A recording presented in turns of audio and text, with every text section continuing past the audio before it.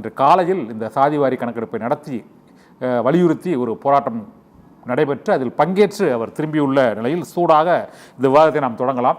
Sir, இந்த சாதிவாரி கணக்கெடுப்பு நடத்த வேண்டும் என்ற ஒரு போராட்டம் இன்று தமிழகத்தில் நடைபெற்று வருகிறது. பாட்டாளி மக்கள் கட்சி அதில் பல முறை வலியுறுத்துகிறது. இந்த முறையும் தமிழக அரசியலில் முக்கியமாக அவர்கள் இந்த சாதிவாரி கணக்கெடுப்பை நடத்துவதற்கு தடையாக இருக்கிறது தமிழக அரசு என்ற அடிப்படையில் ஒரு கோரிக்கையை வைத்து அவர்கள் பேசியிருக்கிறார்கள்.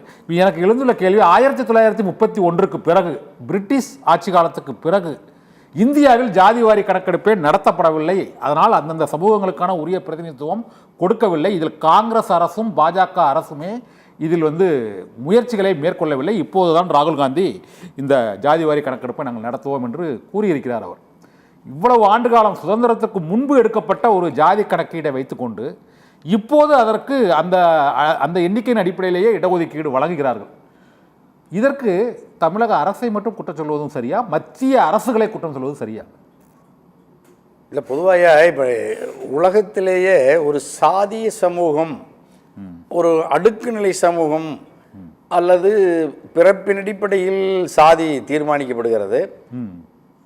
தீர்மானிக்கப்பட்ட சாதிகள் சமூகங்களாக, குழுக்களாக இந்தியா முழுக்க ஆயிரக்கணக்கான குழுக்கள், இந்தியா முழுக்க ஆயிரக்கணக்கான சாதிகள் இருக்கிற நாடு ஒரே நாடு இந்தியா. அப்படிப்பட்ட இந்தியாவில் சாதியின் பெயரால் மக்கள் சுரண்டப்பட்டு உயர் சாதியினர் தாழ்த்தப்பட்ட அல்லது ஒடுக்கப்பட்ட கடைசி சமூகம்னு பிரித்து வைக்கப்பட்டிருந்த நிலையை மீறி ஒரு சாதிய சமத்துவத்திற்கான, சாதிய சமூக நீதிக்கான குரல் இந்தியாவிலேயே தமிழ்நாட்டில் தான் அது தோன்றியது, எழுந்தது.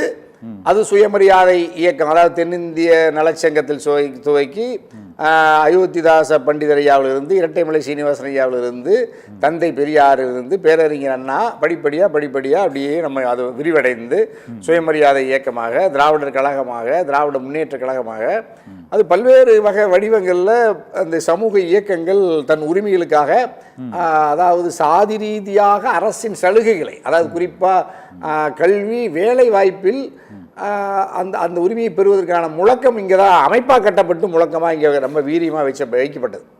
அதில் இன்னும் கூடுதலாக அதை இந்தியாவுக்கு அதை வலிமையாக அடையாளப்படுத்தியது அண்ணா அம்பேத்கர்.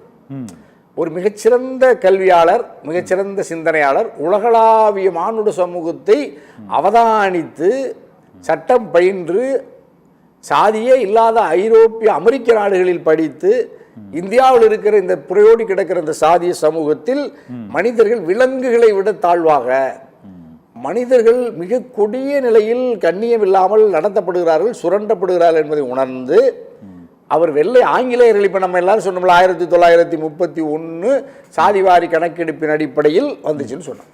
அதில் இன்னும் கூடுதலாக இந்தியாவிலேயே நான் ஏன் இந்த சமூக நீதி இந்த கருத்து கம்யூனல் ஜியோ எங்கே வந்துச்சுன்னா 1920 நீதி கட்சி தான் அது முதல்ல செய்யுது, கொண்டு வராங்க வகுப்பாரி பிரதிநிதித்துவம். அது இதோட கூடுதலாகவே இருந்துச்சு. அது இன்னும் அதில் அப்போல்லாம் தடையே இல்லாமல் இந்த நீதி கட்சி கொண்டு வந்த அந்த திட்டம் சுப்ராயர் தமிழ்நாட்டினுடைய முதல்வராக 1926 தான், சண்முகம் செட்டியார் தான் அப்போ இந்த இதுக்கான அமைச்சராக இருக்கிற பொழுது இந்த சட்டம் நிறைவேற்றப்படுகிறது. அப்போ கிட்டத்தட்ட மிகச்சரியா தமிழ்நாட்டில் 100 ஆண்டுகளுக்கு முன்பு சாதி ரீதியாக கம்யூனல் ஜியோ நடைமுறைக்கு வந்துருச்சு. அப்போ தான் நம்ம படிப்படியாக இந்த விழிப்புணர்வு பெறும். ஏன்னா கல்வி அறிவே இல்லாத ஒரு நாடாக இருந்த இந்தியா 100 ஆண்டுகளுக்கு முன்பு எழுத படிக்க தெரியாதவர்கள் 98 விழுக்காடு பேர் இருப்பாங்க.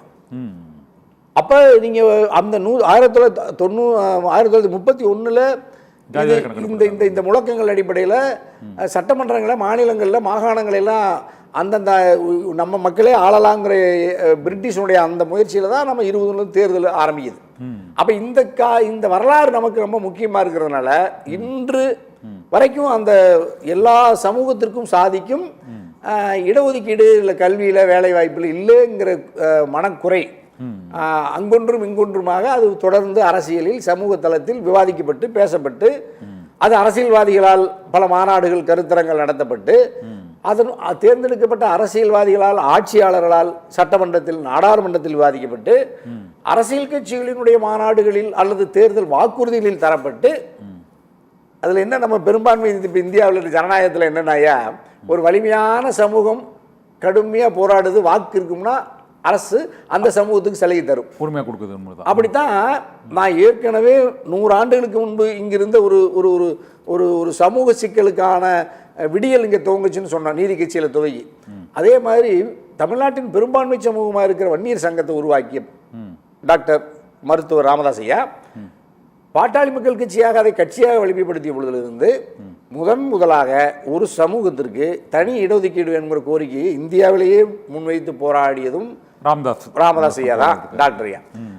அதில் ஒரு சமூகத்துக்கு தர முடியாதுங்கிறதுனால இந்தியாவினுடைய முதன்மையான ஒரு ஜனநாயகவாதி, நாட்டின் முதல்வராக 1989 முத்தமிழறிஞர் கலைஞர் பொறுப்புக்கு வந்த பிறகு பாட்டாளி மக்கள் கட்சியினுடைய இந்த கோரிக்கையை ஏற்று இன்ன பிற சமூகத்தையும் சேர்த்து 107 சாதிகளை உள்ளடக்கி பிற்படுத்தப்பட்டோர் பட்டியலில் பிசி பேக்வர்ட் கம்யூனிட்டியில் இருக்கிற அந்த 50 விழுக்காட்டை 30 விழுக்காட்டை பேக்வேர்டு கம்யூனிட்டி கொண்டுட்டு எம்பிசின்னு ஒரு 20 விழுக்காட்டை 107 சாதிகளுக்குள்ள சேர்த்துறாரு.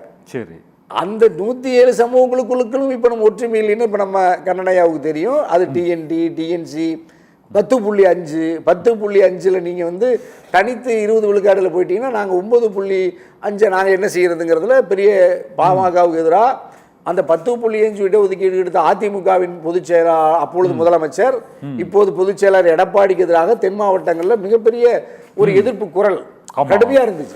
68 சாதிகளுக்கு வெறும் 7% அப்படிங்கிறத ஏற்றுக்க முடியாது. அதற்காக பல மாநாடுகள்லாம் நடத்தப்பட்டுச்சு. அந்த மாநாடெல்லாம் நடத்தப்பட்டு தேர்தலில் தென் மாவட்டத்தில் இந்த ஒரு பெரிய விளைவுகளை ஏற்படுத்தி அதிமுக முதலமைச்சர் தோக்குறார், எடப்பாடி தோக்குறார். அதே மாதிரி வட மாவட்டங்களில் வன்னியர் சமூகத்து மத்தியில் ஒரு ஆதரவு நிலை கூடி மேற்கு மண்டலத்தில் வடக்கு ஒரு பாதியிலிருந்து வடக்கு மேற்கா தருமபுரி கிருஷ்ணகிரி சேலம் திருப்பூர் வரைக்கும் அதிமுக வெற்றி பெற்றுச்சு. அப்ப நம்ம இதுல இந்த சாதி அல்லது இந்த சாதி சார்ந்த ஒரு வாக்கு தொகுப்புக்காக அரசியல் கட்சிகளும் அரசியல்வாதிகளும் இதுல வினையாற்று இருக்கிறத நம்ம பார்க்கிறோம்.